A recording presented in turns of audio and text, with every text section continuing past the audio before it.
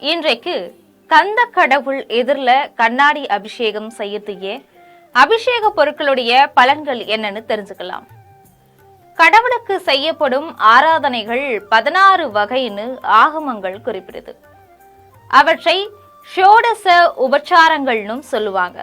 அதுல அபிஷேகம் என்பதுதான் மிகவும் முக்கியத்துவம் வாய்ந்தது.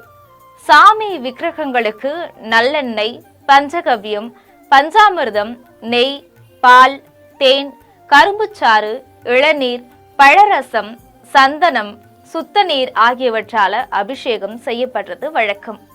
விதவிதமான திரவியங்கள் மூலம் அபிஷேகம் செய்யப்படுறதால அந்த தெய்வ விக்கிரகம் ஆன்மீக ஆற்றலை தன்னிடம் நிலைப்படுத்திக் கொள்வதாக ஒரு ஐதீகம் இருக்கு. குறிப்பிட்ட சாமி விக்கிரகத்துல அருளாற்றல் அபரிமிதமாக வெளிப்படுவதற்கு அபிஷேகமே முக்கிய காரணம். அதிகப்படியான அபிஷேக திரவியங்கள் மூலம் பூஜைகள் நடத்தப்படுவதற்கு அந்த அளவுக்கு விக்கிரகங்கள் ஆற்றல் பெறுவது ஐதீகம். சுத்தமான நீரால இறைவனுக்கு அபிஷேகம் செஞ்சா மனம் சாந்தி அடையும். நல்லெண்ணெயால அபிஷேகம் செஞ்சா பக்தி பெருகும்.